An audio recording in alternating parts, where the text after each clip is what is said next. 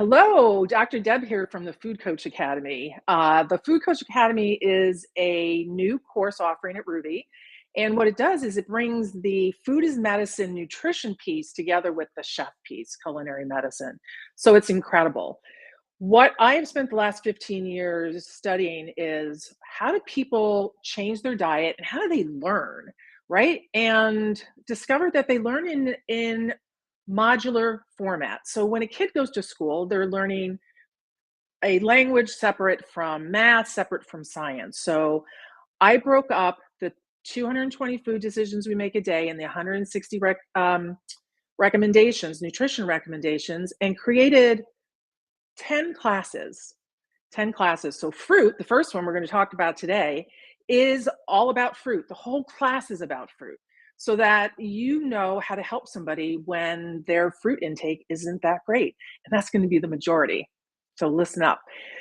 There's a link right where you can see on this page, and there's a free demonstration. It's a 42 task free course for you to take to see if you like it. And I hope you do, because we need to change the world by teaching people how to cook. So right now, I'm going to go into fruit. So we're going to talk all about fruit, and I've seen some questions already popping up, and they're fabulous questions. And fruit, you think of, it's a really sweet food. People shouldn't have a problem eating fruit, but you couldn't be further from the truth. So what is a fruit? So fruit is the mature ovary of a flowering plant, and its whole role is to protect the seeds inside. And so in the Food Coach Academy, we focus on flavor first, second, third, fourth. Flavor, it's all about flavor. So fruit goes, I need people to scatter my seeds. So I'm going to make fruit really tasty. It's going to be sweet and really tasty so that the animals, when they come eat me, they're going to go defecate and spread my seeds.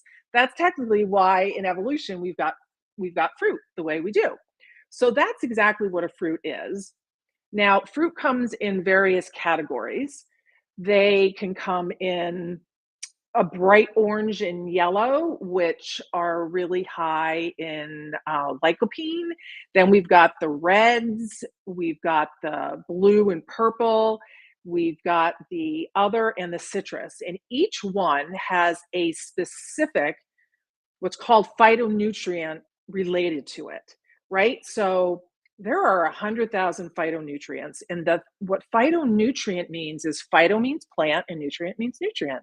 So there are 100,000 phytonutrients, and we don't even know a tenth, 100th of them. What we do know is that phytonutrients is what gives fruits and vegetables their color, their flavor, and their odor. So they also come with different types of nutrients. We also know phytonutrients are high in antioxidants and anti-inflammatories. So when you ask somebody to eat enough fruit in their diet, you really want them to have a variety.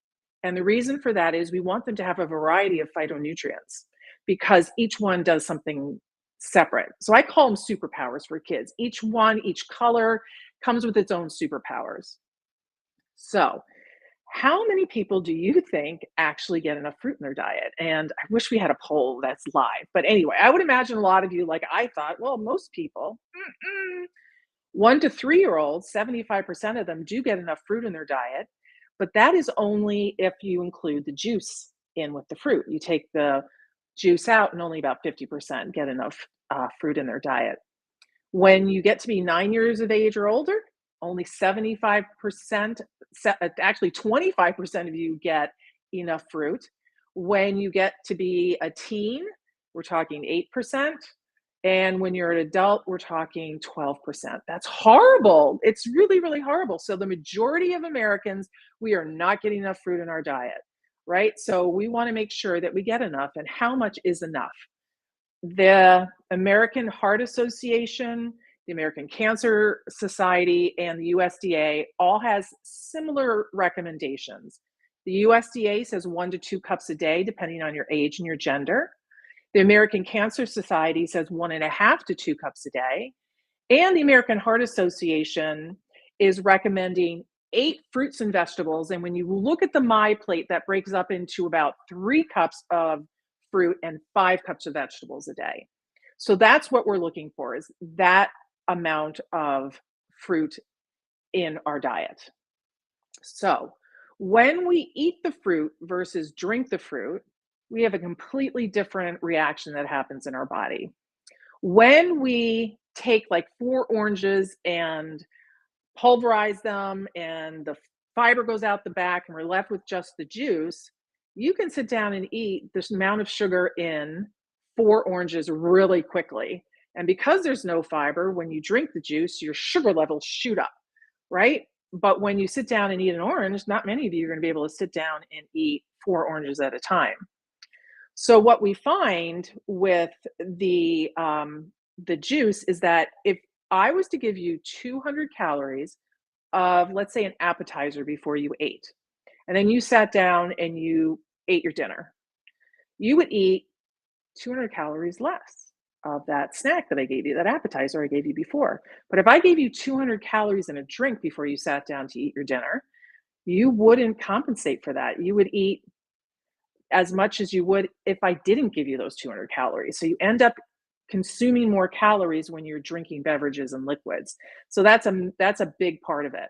So I always say it's best to eat your fruit than drink it. Although I do know that for some people in food deserts, that might be all they have. So great, that's what they'll have then. And when we look at barriers for people who can't access their fruit, the reason is there's cost, it's too costly. It's not available to them. Um, they might not know what to do with it or prepare it, and they don't like to waste. They can't get to the stores. What used to be accessible through farmers markets has now turned into food deserts. And the role of the family is slightly shifted. So less typically women aren't cooking anymore. So those are what you're going to be up against. So as a food coach, you know that you want to make it super easy, super tasty, and let them know what to do with the waste. So we know what a fruit is, we know the recommendations, but why is fruit so healthy for us? Well, it's been shown now in the research, we're really looking at 3 cups a day is what's really, or they don't even say cups, sorry, 3 servings a day. A half a cup is a serving. So that would be 1.5 cups of fruit a day, is what's showing to decrease your risk of type 2 diabetes, decrease your risk of breast cancer, decrease your risk of, I'm looking them all up here because there's a whole bunch of them. Um, Age-related vision, right? It protects your eyesight. You have a decreased risk of cardiovascular disease. And when we look specifically at blueberries and grapes and apples that are really high in the anthocyanins, which are a phytonutrient, we find that they're really, really powerful in helping to decrease the risk of type 2 diabetes. We also see fun things like you have a higher academic performance if you eat enough fruit. You're happier. Yeah, I mean, research showed that you're happier, you're performing better, your well-being is better, and that's fabulous. So fruit is really an essential part of our diet. Now, when we look at certain types of fruit and what they are beneficial for, there is a link that I have, which we'll talk about later, when we get to the Q&A, that shows you where you can look up the specific fruit to see what's specifically good for. Now, as a food coach, your number one priority is making sure people get enough fruit. It's not, you're not a physician prescribing, you'll take 1 apricot a day and 2 blueberries, right? So for some that are struggling with something that's very serious, you might want to look up what fruit is healthy for someone with cardiovascular disease, which are the ones that are better. But in general, you just want to make sure they get a rainbow of colors, right? What we do know is that berries rise to the top when it comes to the brain. It helps with cerebral flow of blood. It helps with creating new connections. They're considered what's called brain derived neurotropic factors. All that means is you create new connections in your brain. Berries are really, really great. And research shows that if you follow the MIND diet, which is for the mind, a healthy mind as you age to decrease your risk of Alzheimer's and decrease cognition, that you would have 2 servings of berries a week. or 3 servings a week if you want to decrease your risk of heart attacks by 32%. So berries is where it's at. And you know what? You don't gotta have to go out and buy fresh berries. You can get frozen berries. They're just as nutritious. So that's what is beneficial about fruit. And there are sometimes you might not want to have fruit. If you have kidney disease and you can't handle the potassium, so what fruit brings with it is vitamin C, folate, fiber, and potassium. Those are nutrients that we need in our diet. It also has a host of other ones, but those are the 4 top ones. Because it has potassium, when you have kidney disease, you can't really process and get rid of the potassium. So you might need to have a diet that's lower in potassium, and some fruit have higher levels than others. There's also something called oral allergy syndrome. And what that means is you might be allergic to the grass or the ragweed. And each one of those corresponds to a separate type of fruit. So the fruit can bring on an oral allergy syndrome, which means it's usually an itchiness in the mouth when somebody consumes that. There's also the latex allergy. When you have a latex allergy, you can't eat certain kind of fruit. And the other one is if you have irritable bowel syndrome, you would want to have fruit that is lower in what they call FODMAPs, fermentable oligosaccharides, disaccharides, monosaccharides, that type of thing. So for the majority, yes, we're eating a ton of fruit, up to 3 cups a day, and we are eating it to decrease our risk of a whole bunch of things. And what we want to make sure is that, again, we have the variety, but from a culinary medicine perspective, that we also know how to prepare that fruit so it's craveable. Because what used to be occasional, the sugar, right, is now high up in the diet of all age groups now. So our palates have gotten used to what's called hyperpalatable tastes. So the taste of a candy bar or ice cream or cake is so much sweeter than a fruit will ever be that we're expecting a high level and with fruits we're getting here. But the thing is, once you cleanse your palate, if so to speak, and you start eating more naturally sweetened fruits, you'll get used to those and really start to crave them as well. So let's talk about fruit, where to buy it, and how to store it. So when you're going to the store and you're purchasing fruit, again, you know, we have the farmer's market, you've got the produce aisle. Some societies and communities have a lot of options and some don't, which is why frozen is just as healthy for us as is the fresh.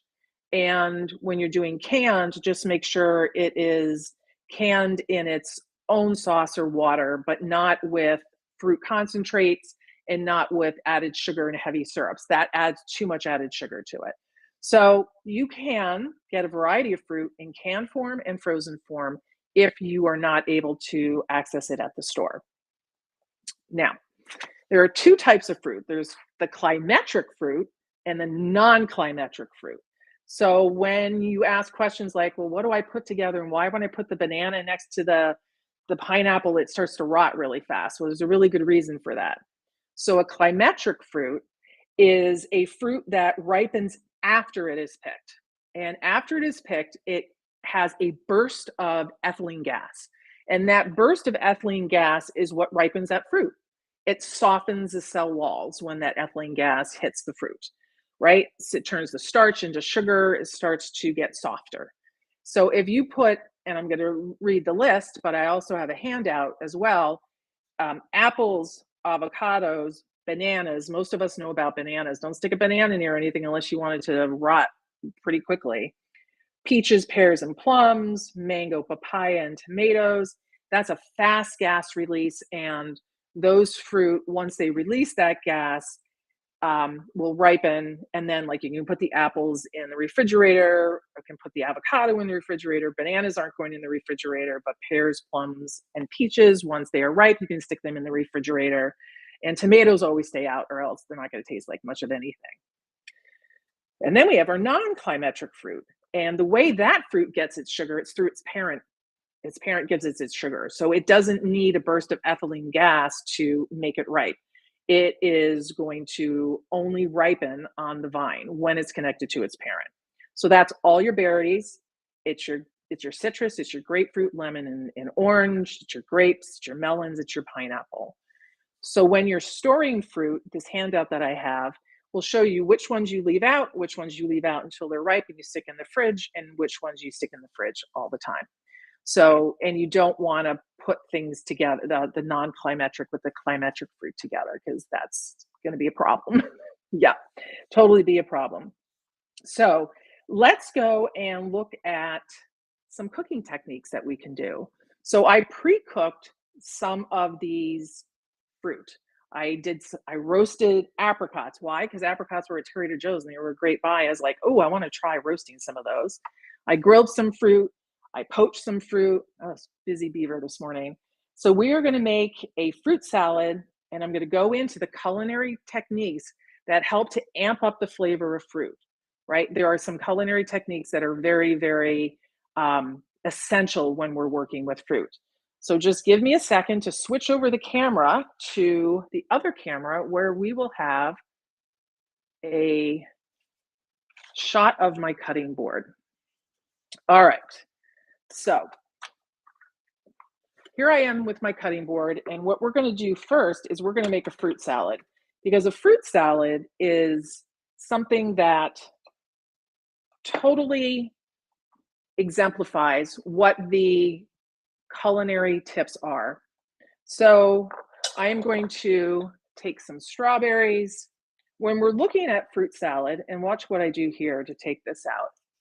I just turn it around. I lose very little of the strawberry, and I can cut this into pieces.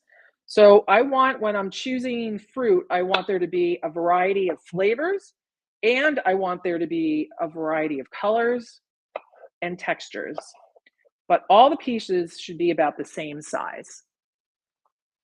So we're just going to put our strawberries in here. And after the strawberries, I have bananas, I have kiwis, I have a lot. So let's just get this in. So the paring knife is really essential when you're working with fruit, because fruit usually is little, unless you have something like melons and you need a very large knife. Then you wouldn't use this knife, or you'd end up cutting your hand. All right, so we've got the strawberries here. And now we are going to take some kiwi. Now this is a cool kiwi. Again, I found it at Trader Joe's. It is a blonde kiwi, which I've never had before. So we are going to peel this down.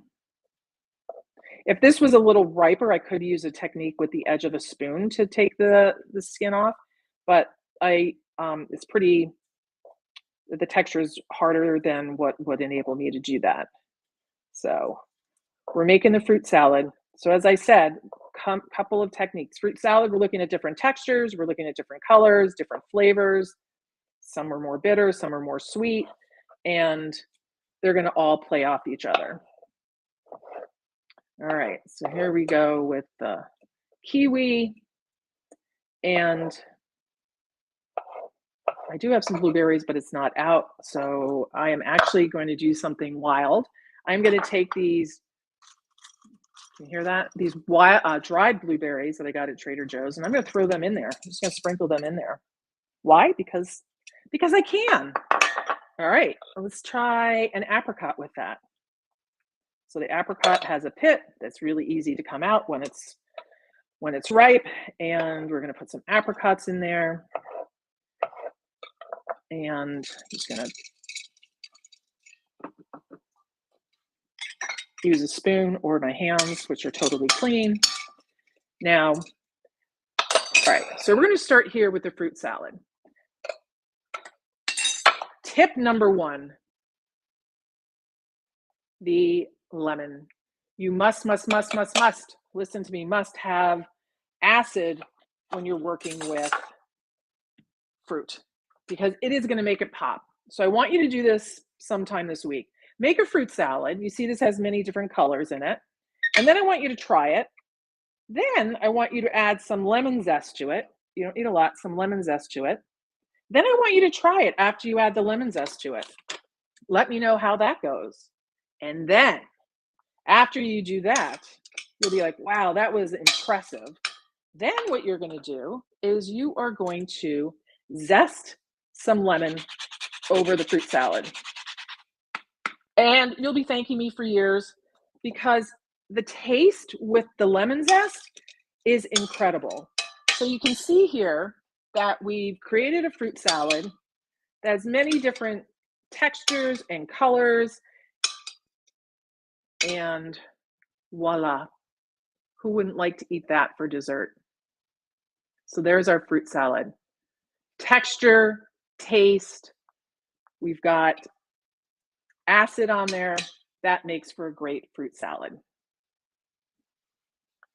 Now, I thought it would be fun, because I've never done it before, to actually make strawberry soup. You heard me right, strawberry soup. So what do I need for my strawberry soup? I need a whole bunch of strawberries that I've already cut up. I already put a little bit of ginger in the blender that I have right here. So I'm going to add a whole bunch of strawberries here. Whoop.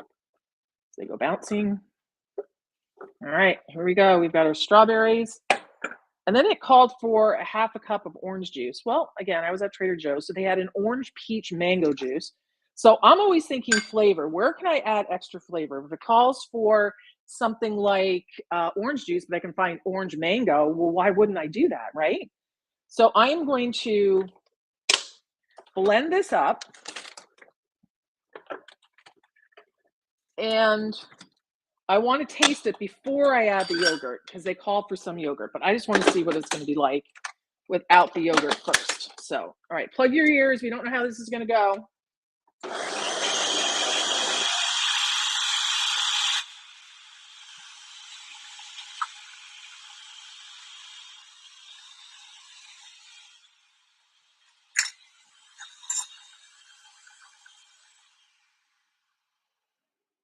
All right, well, hopefully you survived that. Now, let's pour some of our strawberry soup. And in the summertime, oh, wow. See, that's how I want it. I don't want it too creamy, which the yogurt will do. But what I would do is I will add a spoonful of yogurt on the top. Might even drizzle it in there. Kind of make it kind of fun looking. And then I will add some mint to the top. And when I add the mint to the top, we'll get a bit of mint, some strawberry, and it really doesn't get better than that. I also forgot to put the mint on the fruit salad. You can put mint on a fruit salad, you can put lemongrass, you can put basil, whatever you have. So here is strawberry soup.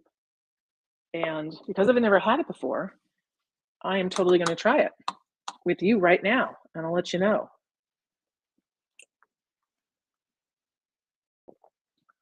Oh my gosh. People, please go out and try this. That is so incredibly delicious. On a hot, hot day, which it is here in Vermont, this is incredible. Holy freaking moly, that is good. All right. So, and when you want to save your fruit, so let's say, because I bought a honking bunch of strawberries, if they started to get a little mushy, I'm pureeing them. I'm pureeing them right away. I'll make the soup out of it, or I'll make a puree and I'll stick it in the freezer, or I'll just stick the fruit in the freezer. And when I'm making smoothies, I will actually just pull out that frozen fruit, because we don't want to waste. Nope, no need to be wasting. I can't wait to finish that soup, and I'm going to do it after we're all done. All right, what's the next thing that we are going to cover? You can see here that I prepared fruit several different ways. I roasted it. Now, when I'm thinking about a recipe and I'm looking at a recipe, I think of several things. I think of time, I think of temperature, because I know that if fruit is cooked on high heat for too long, it's going to lose a lot of its nutrients, right? And when I'm looking at a recipe, I'm thinking fat and sugar, always fat, sugar, fat, sugar, fat, sugar. That's what we want to see. So when I looked up the recipe for this, it required butter and 2 teaspoons of added sugar. So what did I do? I knew the apricots were fresh. So I drizzled some olive oil, much, much healthier than butter. And then what I did was I added some spices. I have cinnamon here, I've got fennel seeds here, and I've got rosemary there because I just wanted to mix it up a little bit. And all I added was a quarter of a teaspoon of this brown sugar.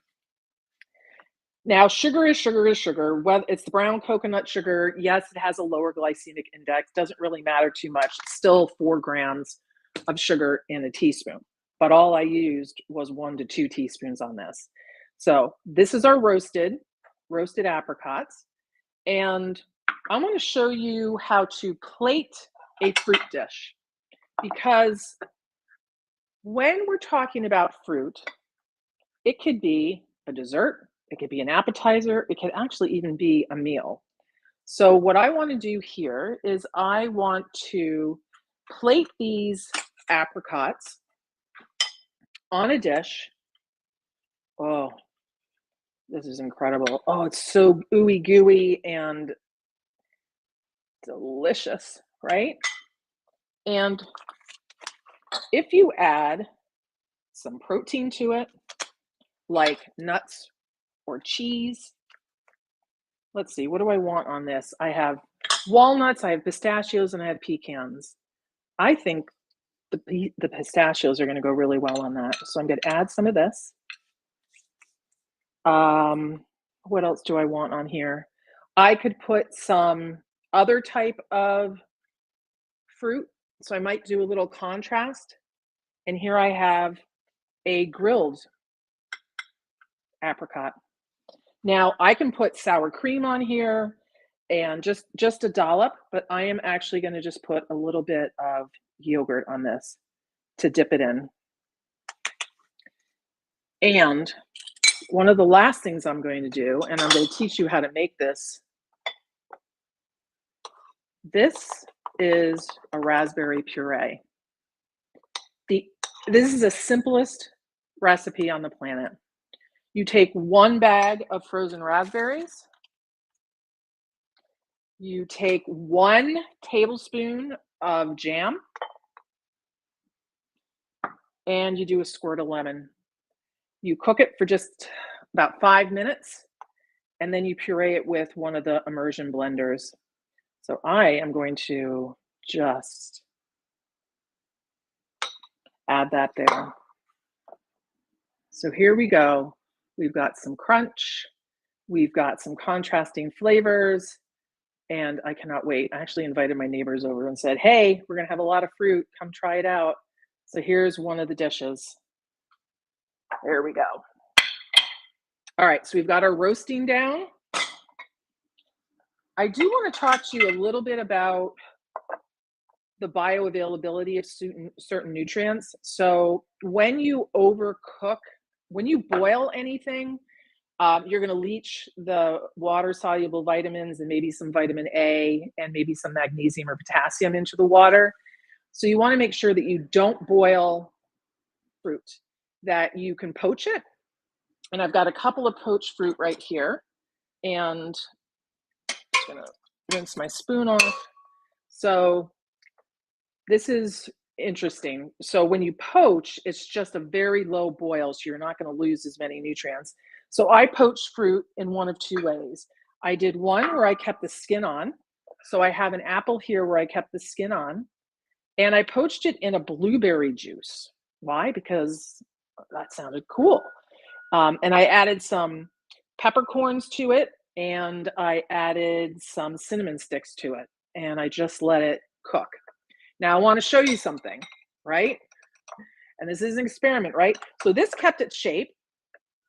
This, however, was a very ripe pear, and it did not keep its shape.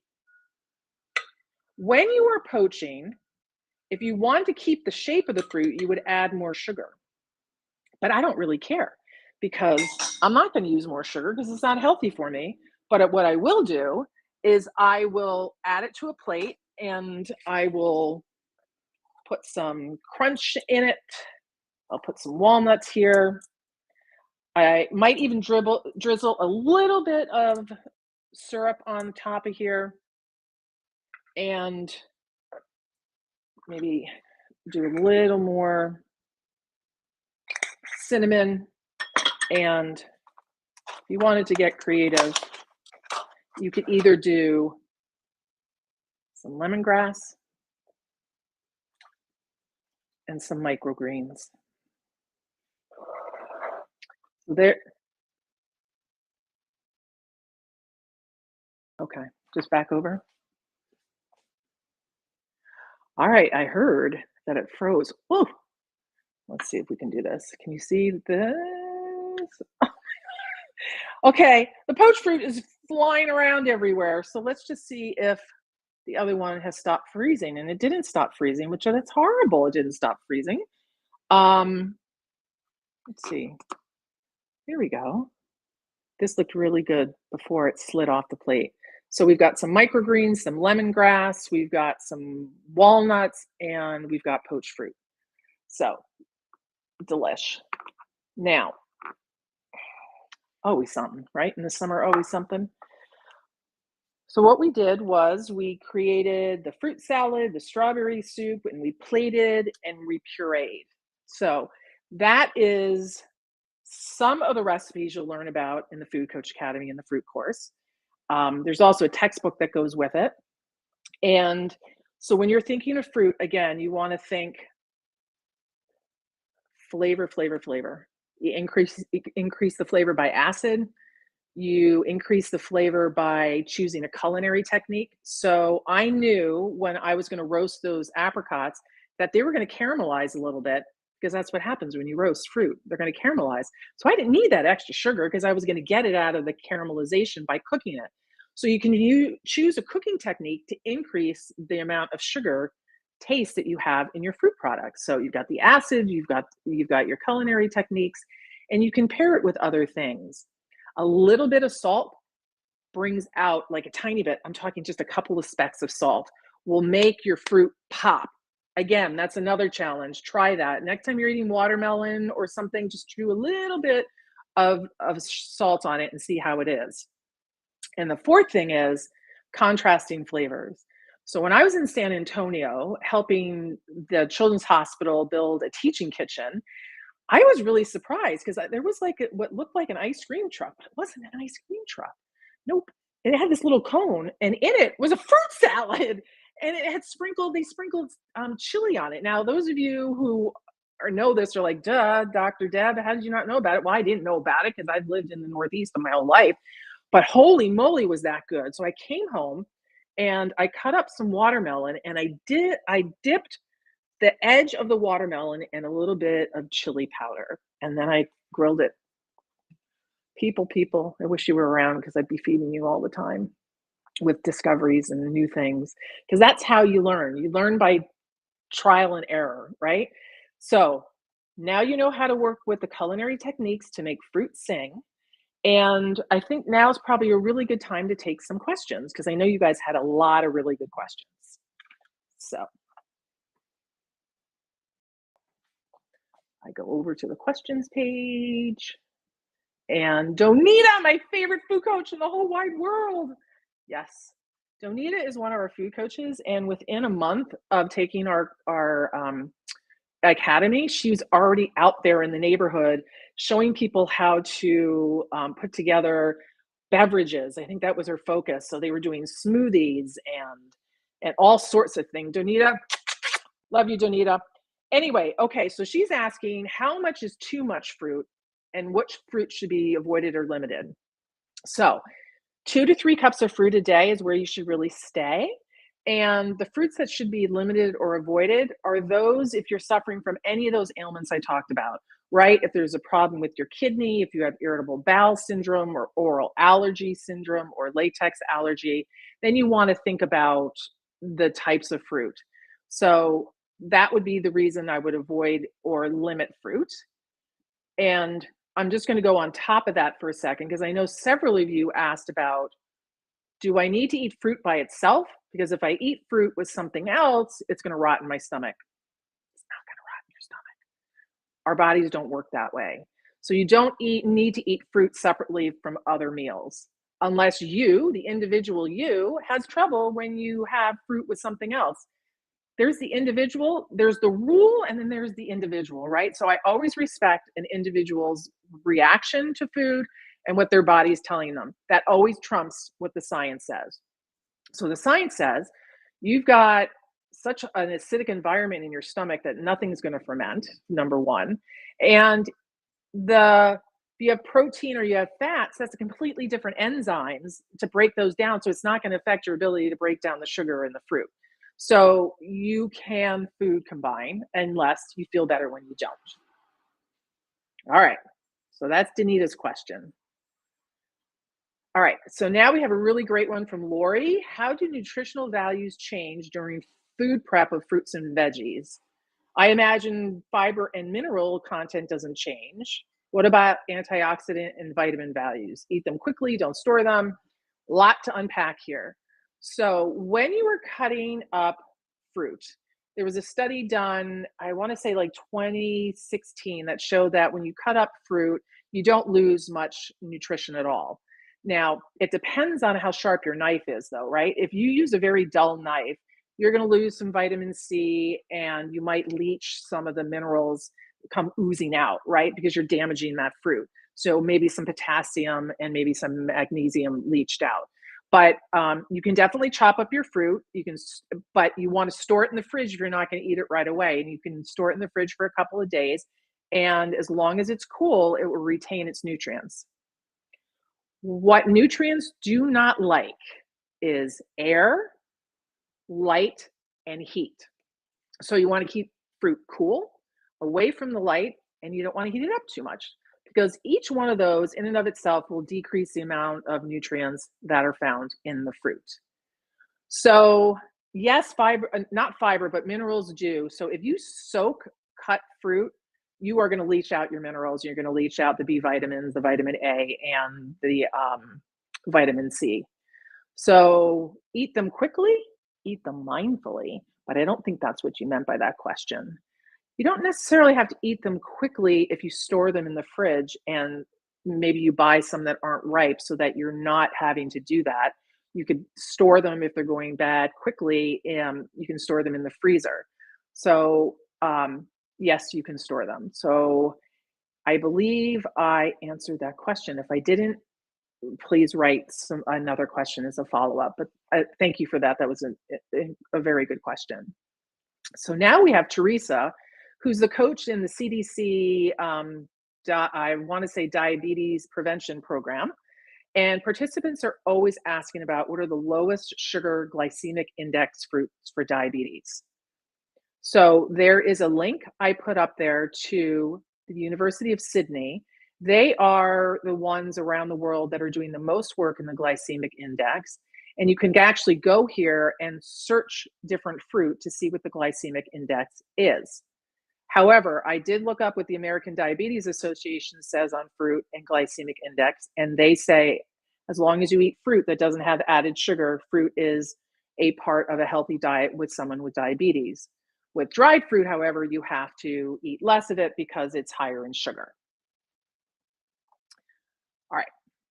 Lily, over the years, I've heard vegan food gurus assert that certain foods shouldn't be combined. Okay, so we went like strawberries and bananas. Is that true? And if so, what's the reasoning for it?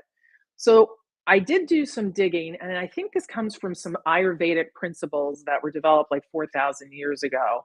So that wouldn't be a Western medicine scientifically based, but it doesn't mean that the Ayurvedic tradition doesn't says don't do that for a certain reason. So I would, if I were you and you're practicing Ayurvedic medicine, I would dig deeper into that. But if you're not, it's absolutely fine to have strawberries and bananas at the same time. Yeah, no fear here. All right. What are the best fruits to eat for anti-inflammatory results? So those would be your berries, your grapes, your cherries, your apples, your stone fruit, your citrus, and your pomegranates. Again, we talked about the phytonutrients and how they're anti-inflammatory. So if your fruit has color, there's going to be some anti-inflammatory actions in there. So that's what I would focus on. I also believe I put a link in there for anti-inflammatory fruit. Marsha. I love fruit straight up, but for guests like experimenting with pairing fresh fruit with herbs or other taste. Watermelon and peaches with mint or basil, yum. Raspberry with flavored vinegar, yum. Balsamic reduction is fabulous on fruit. Any unique suggestions to try? Yes, absolutely. So I would take your watermelon and your peaches, I'd grill them and add a little bit of chili to it, right? And I'd put it on a plate, and then I'd have an ooey gooey little piece of cheese with it. I'd drizzle some balsamic vinegar and then put some microgreens on it. And that will just raise that dish to the next level. So I'm looking at contrast here, right? So the bitter microgreens is going to contrast with the sweetness, and then you've got that umami of the cheese, and then you've got the mint or the basil adding it, and then that little bit of sweetness with the vinegar, which is going to make the whole thing pop. That would be my suggestion. All right, Ginny, what are the most important points you hope we take away from today's session? How can we start applying the principles of culinary medicine with fruits in our everyday lives? Jimmy, I think it starts with us. It's making sure we're getting 2 to 3 servings of fruit a day, at least 2 cups, if not 3, depending on how healthy, or if we're struggling with things, more like 3. So I would say work with yourself and make sure that that is what you're doing. And my biggest lesson is eat a variety of fruit. Don't make it too complicated in terms of which ones do I do for this and which ones do I do for that. Just get a whole host of them, because we don't know the majority of 100,000 phytonutrients. And so who knows what you're getting? We don't know the whole everything that you're getting. So if you get a bunch of colors in your fruit every day, that's the number one thing to learn to do, is have a variety of fruit. Keep the skin on it. Try and not and avoid the juice unless that's your only option. All right, we've got our third question about fruit and salad on an empty stomach. Well, Kathy, I'll tell you, I actually, for one of my jobs, was sent to a spa in Italy. Oh, poor me. Anyway, what they did is they first came out with salad, because before we even ate, because they said that had the enzymes that would help us digest our food. And that's their principle. But you can eat fruit and salad on an empty stomach, absolutely. And you can consume it with cooked foods. So it's not true that you can't do that. All right. So now Deborah is asking about which fruits are most beneficial for brain function and optimal cerebral blood flow. So there are foods that we eat and different methods that we can practice, like mindfulness and intermittent fasting, that improve, I brought this up once before, brain derived neurotropic factors. And what those are, it's called Miracle Grow for the brain. It helps you build connections between your neurons, the synapses. So some of those brain derived neurotropic factors are berries, but also dark chocolate, grapes, and coffee. So that is one, how to get brain derived neurotropic factors. Also, blueberries increase the flow of the blood to the brain. So we're hearing about blueberries again. And then you need some vitamin C, which is found in the citrus, because that vitamin C is needed to create neurotransmitters. Those are the what message between the different neurons. So vitamin C, blueberries, and berries for optimal brain health. All right, Nancy, tell us about vegetables like olives, avocados, tomatoes, and eggplant. Well, yes, and those are all fruit. Exactly, they're fruit, but when I did this work in the Food Coach Academy, I had to make a decision early on, and I decided I was going to go what I considered culinary fruit, not scientific fruit. So I treat avocado, tomatoes, eggplant, and olives like vegetables, even though they're technically a fruit. So they are found in my vegetable course and in the vegetable chapter. And what we do know is that you can get really, really healthy oil. There's no healthier oil than extra virgin olive oil. It is full of really healthful fats called monounsaturated fats, and so are avocados. And avocado oil you can heat up to a high temperature. So that that is what the oils are all about. When I use oils, and when we get to the fats and oils chapter, I'll go into it in more depth. But olive oil first pressed has a lot of nutrients in it. But I wouldn't use it when I'm like sauteing something. Then I'd use the cheap stuff. All right. Which of the fruits discussed today have the lowest glycemic index and the highest anti-cancer and antioxidant? So I did look at, because that was a whole bunch of things. So when we're looking at the glycemic index, anti-cancer. So when I looked up anti-cancer, we had MD Anderson saying that berries and grapes were great. The American Cancer Society said a variety, and the American Institute of Cancer Research said that cherries and apples and grapefruit and cranberries and raspberries. And I actually do have a link also about looking up the different fruits for anti-cancer properties. They're all, as long as they have a color, right? They have the antioxidants and the anti-inflammatories in them. Maria, is juicing fruits with vegetables added good for you, or is it all just turn into sugar? All right, Maria, great question. So there's two ways to juice, the healthy way and the not healthy way. The healthy way is you put it in a blender like I did when I made my strawberry soup. Everything gets blended together, the fiber stays. Fiber, fiber, fiber. You got to. So when I did work to create the culinary medicine textbook series, and together with 40 experts, we culled over 2,500 research articles, fiber rose to the top. We are so fiber deficient as a society. We need to keep the fiber anytime we can. So if you don't have the fiber and you juice it and the fiber spits out the back, then you are going to spike your sugar levels like nobody's business. It's going to go really, really high. But when you have a smoothie and you keep the fiber and maybe you add some nuts, that's going to blunt the rise of the blood sugar levels, because protein and fat prevent the blood sugar levels from rising a lot. If you add cinnamon or vinegar, it also that helps to the fruit stay in your stomach longer so that it's not released and you get this huge spike.